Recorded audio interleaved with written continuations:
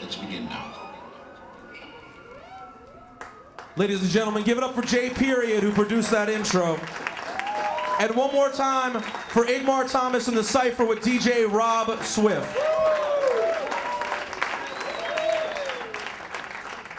Ladies and gentlemen, welcome to the 92nd Street Y Tribeca. Tonight we're going to honor the culture that we love so much. We're not giving shout outs, we're not popping bottles.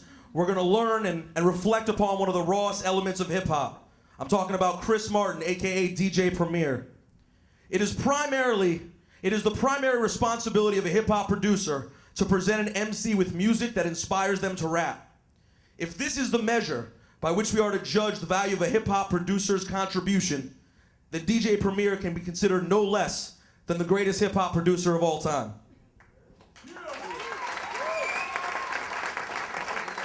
How many rappers would you guess first started rapping because they heard a DJ Premier beat and were compelled to try it? Compelled. When a Primo beat drops, it's like a reflex. You have to rap. Even if you're a slightly overweight, balding Jew from suburban Maryland, a DJ Premier beat can convince you that you have what it takes. I'm sure you've had this experience. You're driving up the New Jersey Turnpike, blunt in hand, and the beat for Group Home's Living Proof pops on your iPod.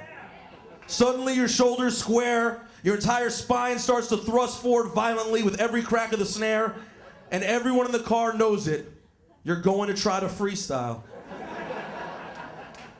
You take a deep breath, begin your requisite yo, yo, yo, and out of your mouth comes the most ridiculous, retarded gibberish ever uttered by a human being. You quickly realize you're just not a rapper, but it's never been more fun to try. DJ Premier is more than a producer, more than a musician. He's a pioneer with an unimpeachable legacy. He's made a true and significant contribution to what is rhythmically possible and provided the distinct soundscape for literally hundreds of rappers to express themselves. Primo is the common denominator of the finest talents this music has had to offer. Notorious B.I.G., Jay-Z, Nas, Rakim, KRS-One, Cool G Rap, Mobb Deep, M.O.P., I'm halfway through, J. Rue the Damager, Too Short, Lord Finesse, Fat Joe, Big L, Brand Nubian, Snoop Dogg, Mos Def, Common, Royce the 5'9", Devin the Dude, and Ludacris are just a few of the great MCs who've been blessed by DJ Premier, most of them delivering the best performances of their careers over his distinct compositions. It goes without saying, DJ Premier's music is synonymous with hip-hop. He put the boom in boom bap. Matter of fact, he put the bap in boom bap too. Inspired by pioneers like Marley Marl, Primo pushed it 2 steps further, in the process giving hip-hop its definitive swing. There are a million imitators and a new crop of them spring up every year, but honestly, you can never confuse them with the real thing. The only thing that sounds like a DJ Premier beat is a DJ Premier beat. So if you want a DJ Premier beat, you better holler at DJ Premier. As a collaborator and true producer, he crafted the sound to match his artist personalities. A J. Rue the Damager beat and an M.O.P. beat are two very different things, but each is distinctly Preem. He continues to shape and develop artists to this day with OGs like Big Suge, Black Poet, and NYGs, and up-and-comers like Sky Zoo, Terminology, and Torre. His name alone serving as the most powerful endorsement a young rapper can hope to earn. Money is nice, but when you're talking about building a legacy, there are only 2 things that truly matter: props and clout. I don't know if anyone in the game has more props or clout than Primo. All you can hope for as a musician is that your music can connect positively with as many people as possible to create music that means as much to other people as someone else's music meant to you. But once you've managed to accomplish that already almost impossible task, you now have an opportunity to create a community for those people, to inspire these people to reflect the light of your shine. Primo never put himself in a box, but he helped us build one that we've lived in happily for a long, long time. All tonight is about is showing our genuine appreciation for an artist who did it right, with consistency, honesty, and professionalism, who always put the music first, because you always have to put the music first in order to win.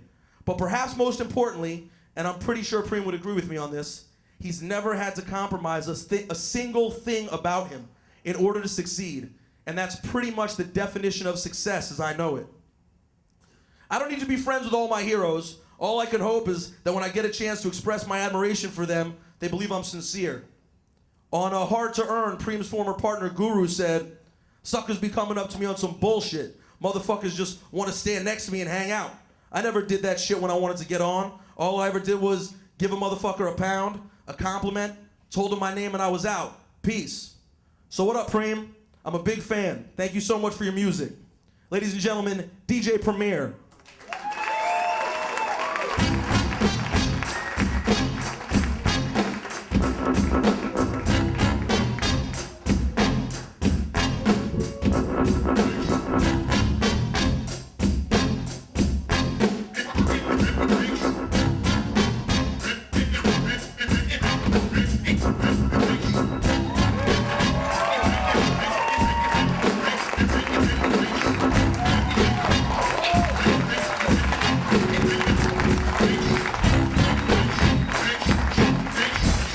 What's up?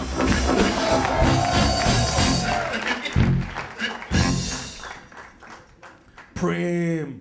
What's up, Mr. Rosenberg? What'd you think about that awkward silence we had cracking off earlier? Just the silence was just as dope as the music. Yo, I've interviewed you, I guess, like once or twice before, but we've never really like talked thoroughly about your career. And when we were thinking about doing this event, Primo was the first person that came to mind because I can only assume that a lot of the people here feel the same way. No one has single-handedly been more responsible for my joy in hip-hop than DJ Premier. Your body of work is just my favorite in the music business ever. Appreciate it. So let's start at the beginning. Before that, I gotta give it up to the band. One more time for the band. Yo, Igmar Thomas, y'all Rosenberg. are crazy. For real, like, I'm watching the drummer, he's like smiling while he's hitting the drums and all. And now, the wackest part was really Rob Swift. That was the worst part. Now, Rob Swift is one of the illest DJs. If you've ever seen him in a show, he's phenomenal. Give it up for Rob Swift, y'all. One of the greatest DJs of all time. Dude right there. Give it up for Cypher Sounds, too. That's my dude. You know what I'm saying? Give it up for Cypher Sounds. Shout out to my manager, Fat Gary. Shout out to Biggest Gore, Year Round Records. And thank you, Mr. Rosenberg, for having me. No. All right, let's start at the beginning, man. I've always wondered how a kid from Houston ended up creating the sound of New York hip-hop, but I want to start way back. First and foremost, just give me literally like some of your first childhood memories playing in the house, literally like either something you used to watch, old school toys you used to play with. Your first memories in Houston as a kid. Well, for one, I was really into the Monsters. You remember Herman Monster? Oh, the Monsters, yeah. But first of all, I'm 42 years old, All right? So, you know, some of these young guys may not know the stuff I know, you know, but... I know the Monsters. All right, yeah. Herman Monster, you know, the Addams Family. I even like the Brady Bunch.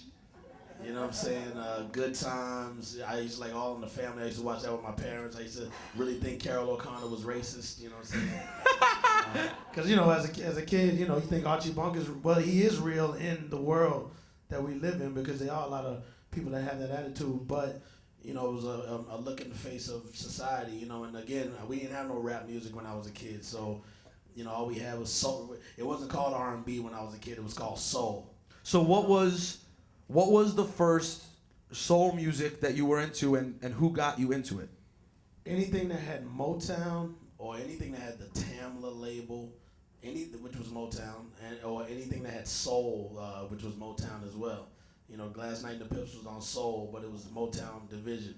Tamla was Stevie Wonder label, but that was on Motown, which was a division of Motown. And then Motown had its label.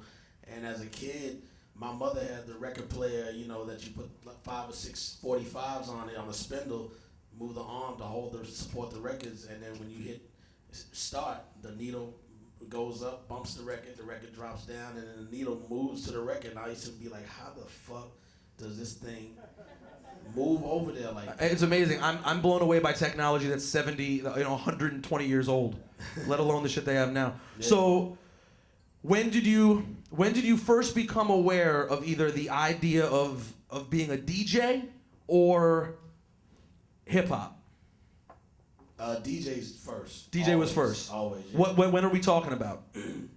From that childhood, literally. I mean, I used to go to church and steal records from church. I know that's not really. Oh my God! Like, what the fuck, Like Preem? my mother, the priest used to actually say, they used to call me the Martin boy when I was a kid. And they used to call me Sonny Boy too. My mother calls me Sonny Boy. You know, I have a lot of nicknames in Texas that they still, like all my friends still call me. You know, way before Premiere and all of that type of stuff. Sonny Boy is one of them. Chrissy Boo is another one. Yeah. I'm gonna lay off that one tonight. I think I fluffed you enough out there. That's family shit, so they can do that. I'm like that to this day. Like again, when I was a child, like I was so fascinated by the way the record label looked and the way the needle knew how to go to the record, that the music that came off of the record from the way the label looked seemed to match. You know what I'm saying? Like, it was the same thing when I got the Eric B. and Rakim 12-inch of Eric B. as President, the original version, not the paid in full version. The labels, IKEA Records, and then you put on the record, they sounded alike. Then you saw the group, and they looked like the record that you heard. See, I would say You know that. what I'm saying? I would say that people who think about things like that are think Jesus. about. Yeah. Well, you think about music on a different level than I do. I'm like, I like that song. You have like an image in your head of what it's supposed to be. So when did you get your turntables? The ones I stole or the ones I bought? Your first turntables. You Stole those from church too? No, I stole them from college, you know. Do you want to tell that story? Oh yeah, I'll tell it. Well, first of all, the first turntable I got was a belt drive. You know, before direct drives, there were belt drive techniques, and just to have anything that said techniques. I had a neighbor named Michael Sowell. His brother's my best friend. One of my best friends' name is William. We call him Wee Wee. His brother Mike had the first Techniques 1200 in my neighborhood. So, but he didn't scratch anything. He would just put on. He used to play Hall and Oates all the time. I respect that. Yeah, Hall and Oates, vinyl, of course. And he used to play Rich Girl, all just on some listening shit. That and it was Hall and Oates and the Doobie Brothers. Yo, this is like this is straight out of my collection. This is my favorite shit. And when he moved the needle over and dropped the Q switch and it just went real slow onto the record, I was like, damn, man. Like, cause I'm into mechanics and taking things apart. I used to take apart TVs, things like that, and put it back together. My mother think it won't work, and I would get it to work. I used to have the operation game when I was a kid and try to, make sure I knew how to, figure out how to make what was making it, tick and all that. So I would take the diodes out and try to see what made the electrodes, everything, the oscillators. I took all that stuff apart and learned that without reading a book. So let's get back to Jack and the turntables. How did this first pair of turntables come about? All right, well, when I went to college, I learned how to scratch from a DJ named R.P. Cola. I owe all of my learning how to scratch to him. We still are boys. Round of applause for R.P. Cola. Thank you very much, sir. He had a low cut fade like mine, and he had a Jerry curl shag in the back. Hey man, business in the front, party in the back. Yeah, and we always wore slacks, real super tight with little pointy boots, but he was nice. He should come out with a record right now. He fit right in. But he had a record called The Cabbage Patch, and then he had a record called I Can Feel It, which kind of blew up down in the South. And he was new to coming to my college. I went to Prairie View A&M, and it's a predominantly black college. And I had been coming to New York a lot because my mother's father lived in Brooklyn, and we used to stay with him all the time during the holidays. So that's how I got my whole New York, understanding at a young age. Because every summer I would always stay with him, and we'd go to baseball games, football games. Like, he took me everywhere. Plus, I'm the only boy out of my family. I have all sisters. So How many sisters you got? Two. Two sisters. Yeah, they're older than me. One's 2 years older, the other one's 4 years older. So I got to learn music through them too, because they were into different shit. And then on top of that, with RP, I had seen some breaking and some DJs in Times Square with my grandfather. We had just come from a baseball game, and when I saw that, I was blown away. But to see somebody in Texas do it with the felt pads and the quarter on the needle and the fader, he had the whole big giant Gemini about from where you are to where I'm sitting, and to see him cutting on it, I was just like, yo, man, like, you could teach me that? And he was like, yeah, because I had more records than anybody, but they had the equipment. So I was like, I'll bring the records, you teach me how to scratch, I'll let you DJ with me and we can DJ together, and negotiate a situation. Because I used to battle another crew called the DJs 2. We were called Magic Sounds. My mother named it. I didn't like the name. And but, what? But Your mom. to this stealing of the turntable thing. What year are we talking about? What year in school? I graduated high school in '84. I learned how to scratch in '84. So whose turntables did you jack? Some people that were in the dorm. They just left their shit laying out there, and someone. I'm just trying to picture you walking out with two 1200s under your arms. There's a dorm room called Holly Hall. Everybody that knows Prairie View knew about Holly Hall. They're torn down now because now they build apartments. But Holly Hall was the hangout spot for all the wild guys. I was one of the wild guys in school having fun, and we knew how to break in everybody's room and steal their beer and all of that out there. Mini refrigerators, you know, like we used to drink. We used to drink like fishes, you know, like I'm not like that anymore, but. Those were the days. It was college. You know? Absolutely. So okay. So then, when do you end up coming to New York, and why did you come to New York? Well, when I was 13, I said I'm moving to New York. Like I knew that's what I was gonna do way back. You know, so that's like '79. I already knew that that's what I wanted to do, and that was my plan. I didn't set out to really make the move so quick until I started flunking out of my classes. And my father works at the college that I went to, so. He was always on my ass. I used to miss my 8 o'clock class, and the teacher started, you know, my father's a very well-known instructor at the college, so everybody used to tell him I wasn't showing up. So he was gonna try to catch me, which he did, and I'm pretty slick I'll slick on my parents, but my father, you know, acted like he was going to his 8 o'clock class that he taught. I acted like I was getting dressed, and I was like, yeah, Pop, I'll see you later. Went back to sleep, because I was drunk the night before. He takes off, and he's already got it in his head to catch me. I'm back under the covers, all snuggled up. All of a sudden, I hear the door slam, boom, and it's my pops, and he's like, "I knew you wasn't going to class," and he called me, and I was just like, you know what, I'm out of here. I'm gonna go try to do my music thing, because in the neighborhood where I'm from, everybody. I was telling my manager this actually this morning. Where I'm from, everybody is known to leave the town and then come back because they didn't make it. So. Whenever a lot of people that broke out to do whatever they set out to do, they always end up coming back and getting a job at the college. So the whole gossip around town is like, yo, you know, so-and-so's back working at the college. You know, like that's how it goes around. And then somebody else takes off and says they're going to try to be an actor or whatever, you know, join an orchestra, whatever. All of a sudden they're back and they're like, yo, so-and-so's back, they're working at the college in the administration office, you know, and I'm like, damn, I don't want to be like that. So, and then my father and I used to not click. So he used to always say, you know, as my only son, you gotta make me proud as a man. So that used to always really bother me about making sure I made a good impression on him. So I was like, you know what, I'm out of here. So you head to New York, and in my Nissan truck. Oh, drove. Yeah, we drove. Me and my dancer HL. He was in the first Manifest video. He was in the Positivity video too. He was the guy that was on the little.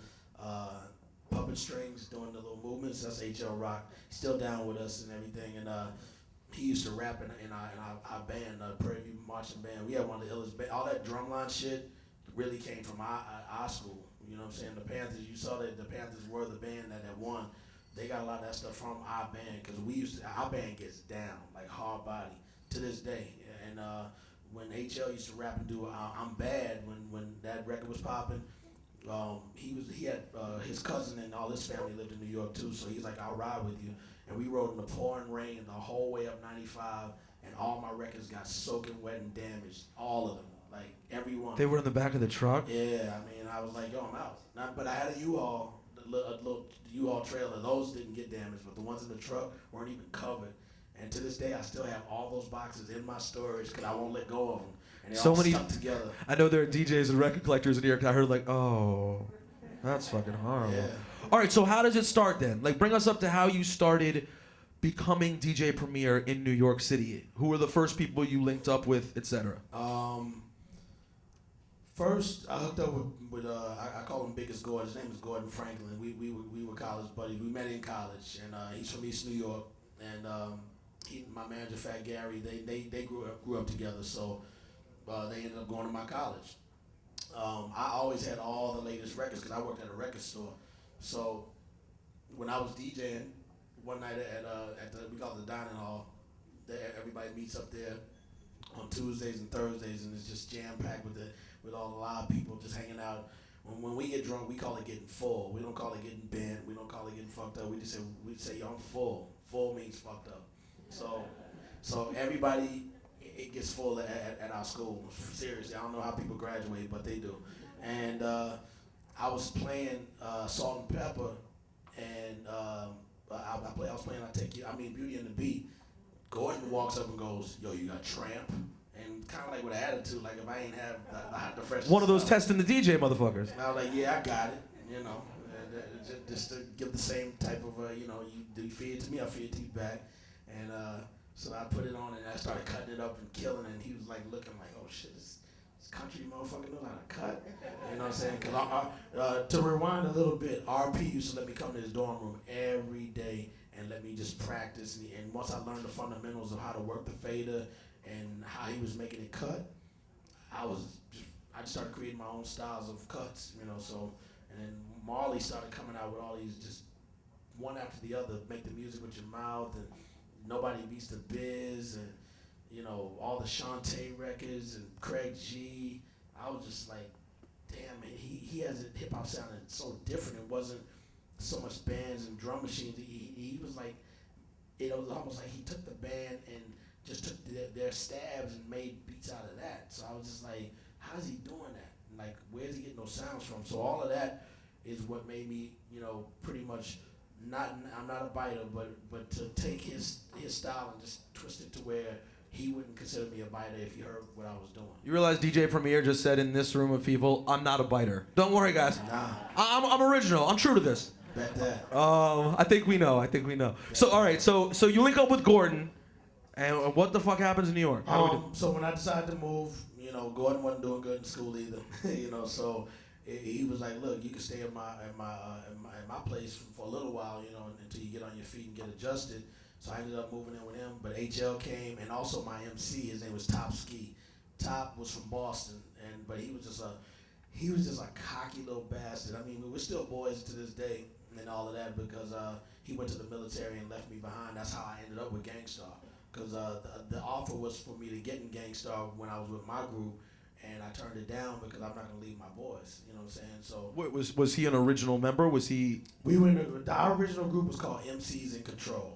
It was me, Top Ski, a guy from Dallas, from Oak Cliff. His name was Sugar Pop, and we had a dude, I swear to God, was just like Flavor Flav before we even knew who Flavor Flav was. His name was Stylie T, and I mean, if you see him to this day, you would be like, that is like, he don't look like Flav, but it's the same. The crazy, just, and he was a military, he's from the Marines, so he was like real weird, crazy, like shell shock crazy, but he used to kick off his Adidas and dance to the shoe and put it back on without even touching it. I gotta try that. Yeah, his name is Stylie T. And I feel so bad, man, because I stay in touch with these guys, and Stylie just got put in jail for stealing computers from the Marine base. Like, how you gonna do that, man? Like, no, that's not a good look. look. You know, you at the Marine base, the cameras is on you. You know what I'm Probably, saying? yeah. And he's been there for like 20 years, and now he's in jail. So big shout to Stylie T, hold your head. You know what I'm saying? But All right, so get us from Stylie T to Guru. How do we get to Gangstarr? okay. All of them couldn't really afford to come to New York. I saved my money and made my trek up there with HL. Top came with us. He was like, and plus he lived in Boston originally, so he was close enough to go home and come back and forth. But he moved in with us too. So now it's 3 guys living at the Franklin household. This is Gordon's family house. Yeah, mother and father. The lucky Rest Franklin. in peace to his father Arden too. Love you, Arden. And his brother Gary came to our college the year before I left. So now it's me, Gordon, Gary, Top, HL, and all of us staying in their house with their mother and father. They're Trinidadian, so we had good food every day, oxtails, all that stuff. You know what I'm saying? I learned all that stuff, you know, from them. And you know, his father was real brutal. Like he always thought we were on drugs. So he Were you on drugs? Weed, you know, a little liquor. Well, that sounds bad. But I might sneeze and go. And he'll go, why are you doing that? What's that sniffing for? And I'm like, I sneeze. He's like, yeah, okay, yeah, they think I'm stupid, like, you know, in a Trini accent though, but.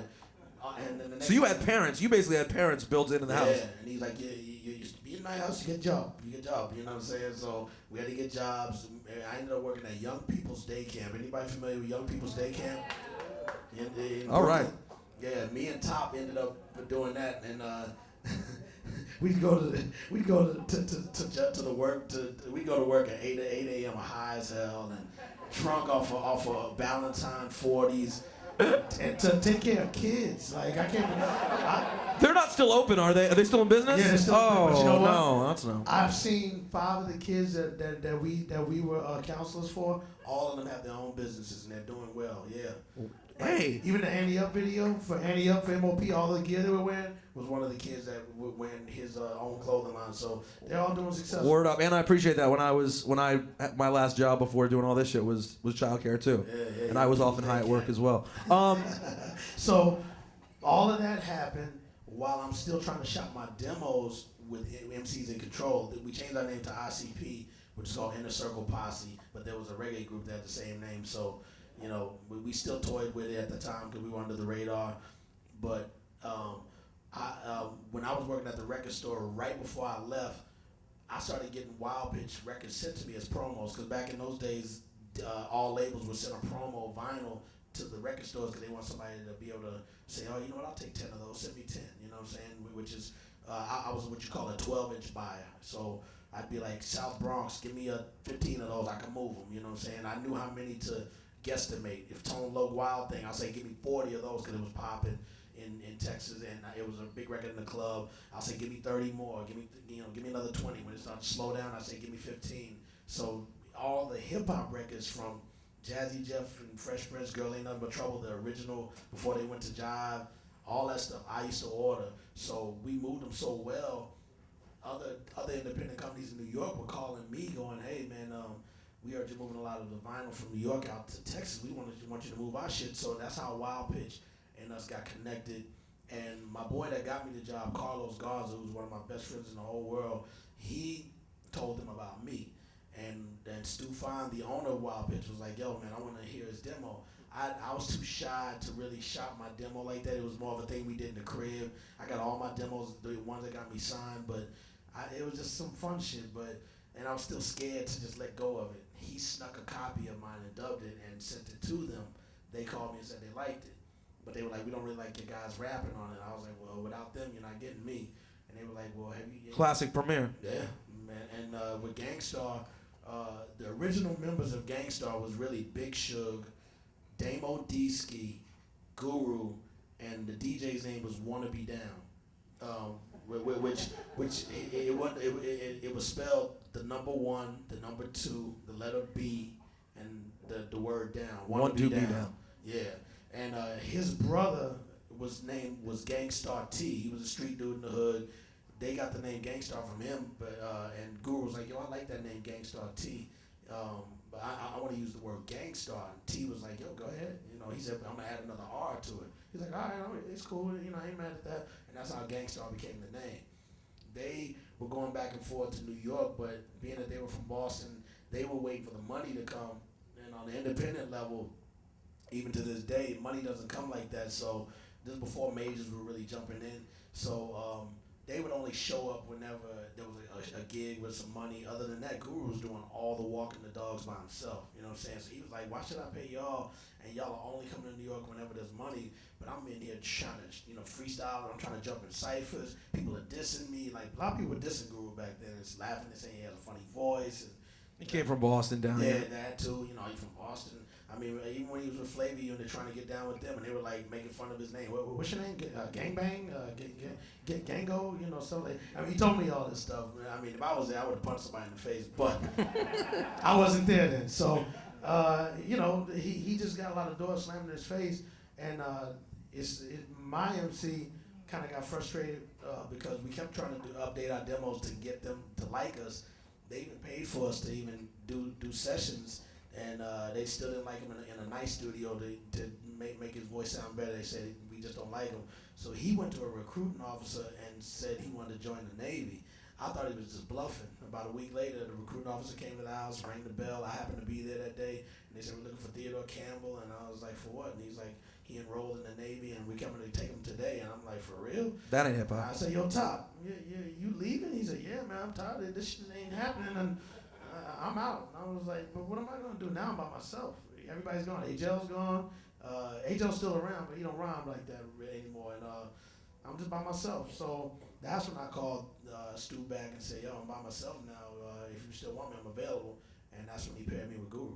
All right, so that's a perfect place to pause. We're gonna take a 15-minute intermission and listen to the band. Let the band rock. And when we come back, we're gonna play some classic Premier records. We're gonna start with Gangstarr and play classic Premier records and have him break down how he made this stuff.